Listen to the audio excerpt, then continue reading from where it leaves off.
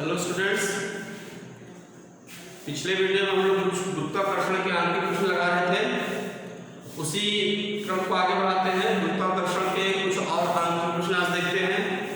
देखिए, अगला एग्जांपल है 40 किलोग्राम तथा 80 किलोग्राम द्रव्यमान के दो पिंड एक दूसरे से 0.15 मीटर की दूरी पर स्थित हैं। इनके बीच लगने वाला गुरुत्वाकर्षण बल 1.0 मिलीग्राम भार है। गुरुत्वाकर्षण नियतांक की गणना कीजिए।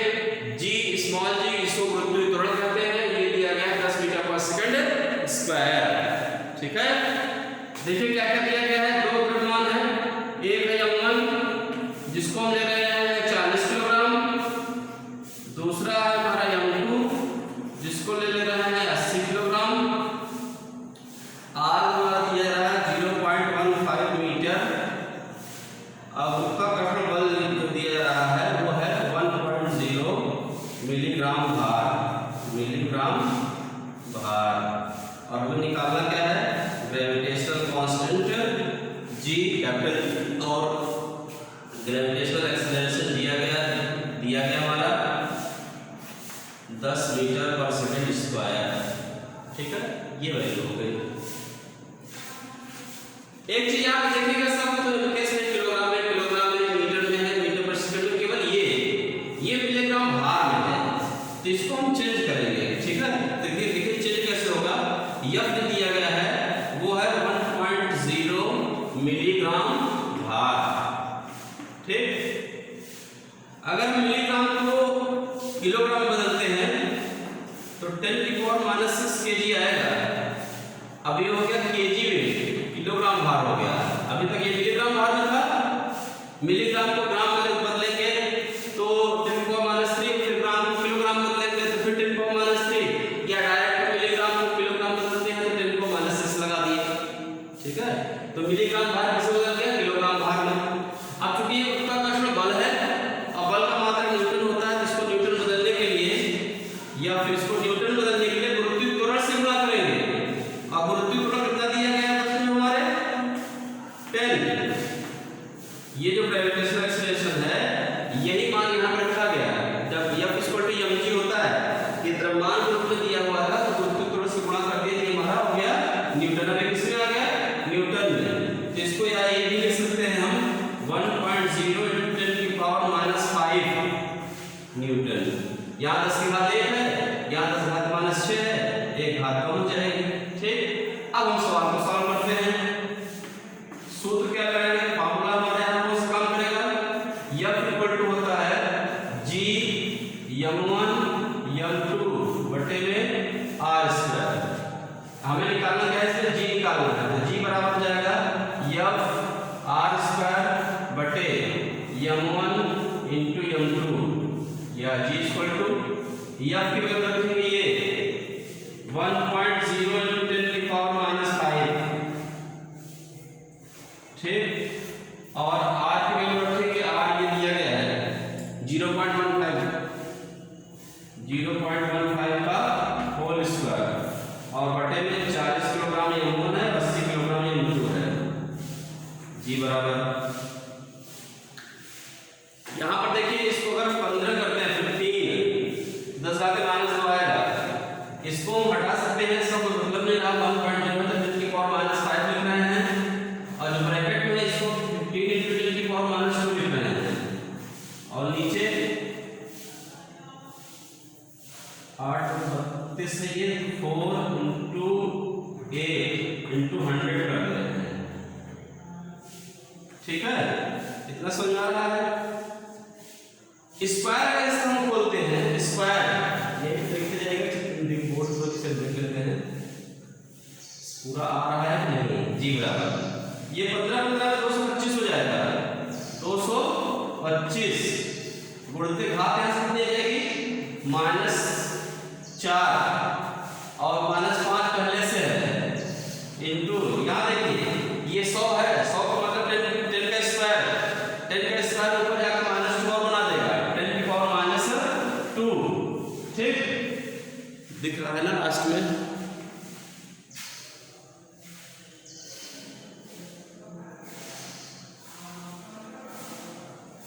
थोड़ा सा इसको और इधर लिखते हैं ताकि दिखाई इधर दिख नहीं रहा है।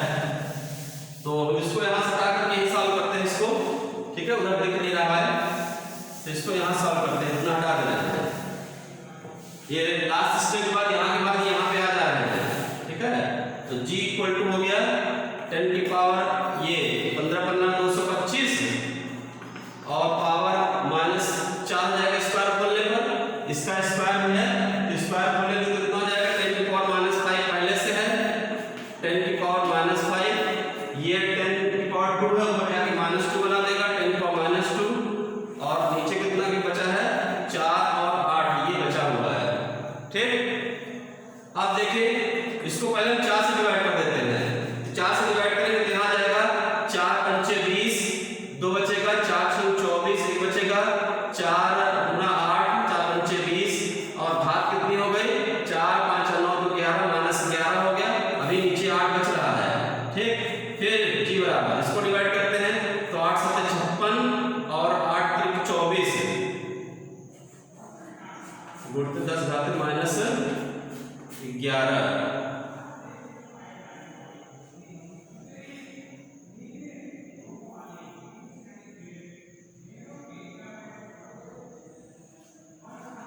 ये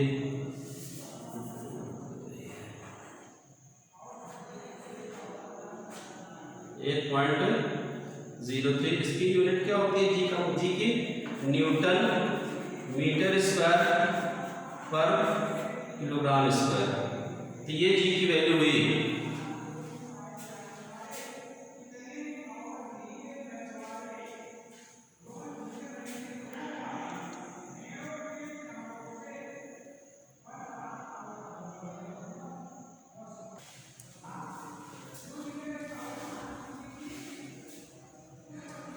देखिए अगला एग्जांपल 9.8 न्यूटन भार की एक वस्तु पर 20 न्यूटन का बल लगाया जाता है, वस्तु का द्रव्यमान तथा उसमें उत्पन्न त्वरण ज्ञात कीजिए। तो देखिए दिया क्या गया है, कितने न्यूटन का भार है, W हो गया, यहाँ पर समझ में हम देते हैं भार W बराबर दिया जा रहा है 9.8 न्यूटन, ठीक है, और बल दिया जा रहा है, बल F होता है, ये है 20 न्यूटन। क्या निकालना है, द्रव्यमान M निकालना है, द्रव्यमान M निकालना है और त्वरण निकालना है, एक्सीलरेशन A जो दिया गया है वो ग्रेविटेशनल एक्सीलरेशन g बराबर 9.8 मीटर पर सेकंड स्क्वायर, ठीक है, ये हुआ। अब सबसे पहले हम भार का फॉर्मूला लगाते हैं, सूत्र लगाएंगे, भार W इक्वल टू होता है mg, W equal to mg, ठीक है। तो इससे अगर हम यम निकालते हैं तो यम बराबर हो जाएगा W बटा g। W कितना है 9.8 न्यूटन का भार है और 9.8 मीटर पर सेकंड स्क्वायर का त्वरण है, कट करके आ जाएगा 1 किलोग्राम। तो यम कितना है 1 किलोग्राम, ठीक है। पुनः फिर से सूत्र लगाएंगे, पुनः सूत्र F इक्वल टू ma से A इक्वल टू हो जाएगा F by m, A equal to m का मान 20 न्यूटन दिया, A का मान हम निकाले, तो A बराबर हो जाएगा 20 मीटर पर सेकंड स्क्वायर, ठीक। ये प्रश्न भी सॉल्व हुआ।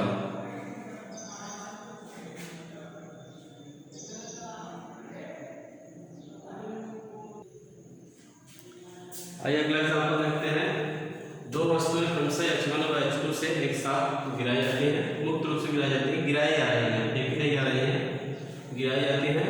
सिद्ध कीजिए कि उनके पृथ्वी पर पहुंचने के समय में H1 अपान H2 रूट में H1 अपान H2 का अनुपात होगा, ये हमें सिद्ध करना है, ठीक है। तो इसमें पहले हम मान लेते हैं, माना दोनों वस्तुएं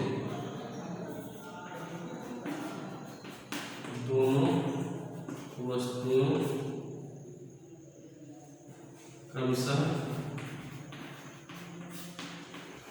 T1 व T2 समय में पृथ्वी पर पहुंचती हैं, पृथ्वी पर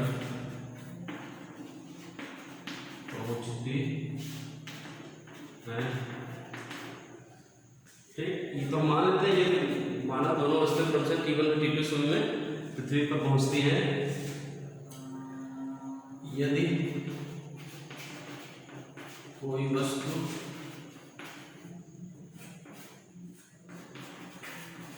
विरामावस्था से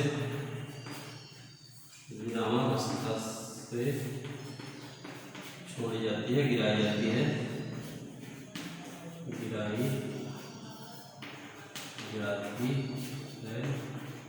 तब ऊर्ध्वाधर गति के द्वितीय समीकरण से ऊर्ध्वाधर गति के द्वितीय समीकरण से क्या होता है, H equal to ut plus half gt square से H इक्वल टू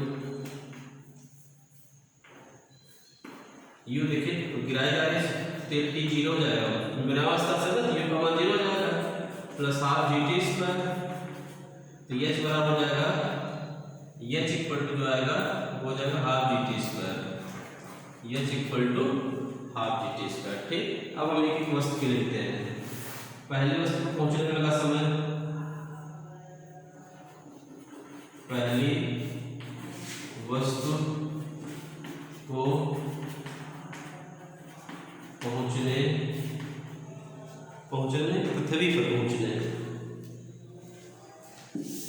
पृथ्वी पर पहुंचने में लगा समय, पृथ्वी पर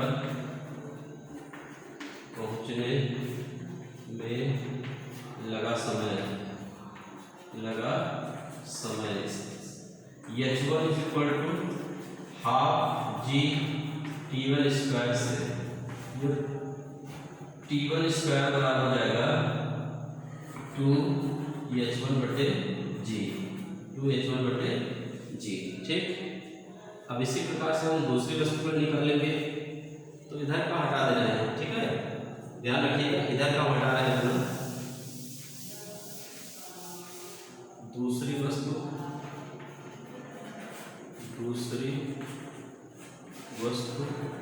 को पृथ्वी पर पहुंचने में लगा समय H2 equal to half G T2 square से, T2 स्क्वायर बराबर हो जाएगा 2H2/g, T2 स्क्वायर बराबर हो जाएगा 2H2/g। तो हमें T1 और T2 मिल गया है। अब इसके बाद हम पूरा हटा देते हैं, हमें क्या मिल गया है, T1 मिल गया है और T2 मिल गया है। ठीक है, तो अब देखिए हम क्या करते हैं, T1 का स्क्वायर बटे T2 का स्क्वायर, तो T1 के स्क्वायर ये पूरा मान रखते हैं 2H1/g और T2 रखते हैं 2H2/g। ये T1 और T2 की वैल्यूज हो गई, मान हो गए, g और g से कट जाएगा, ये और इससे कट जाएगा, तो T1 स्क्वायर बटे T2 स्क्वायर बराबर आ गया H1/H2। तो इससे अगर हम T1/T2 का होल स्क्वायर कर दें तो आ जाएगा ये H1/H2। ये अगर हम यहाँ से होल स्क्वायर हटाते हैं तो रूट लग जाएगा, तो T1/T2 बराबर हो जाएगा रूट में H1/H2। यही क्वेश्चन में सिद्ध करने के लिए कहा गया था। ठीक, तो ये क्या हो गया, हमारा सिद्ध हो गया, इतना हमें सिद्ध करने के लिए दिया गया था। ठीक है।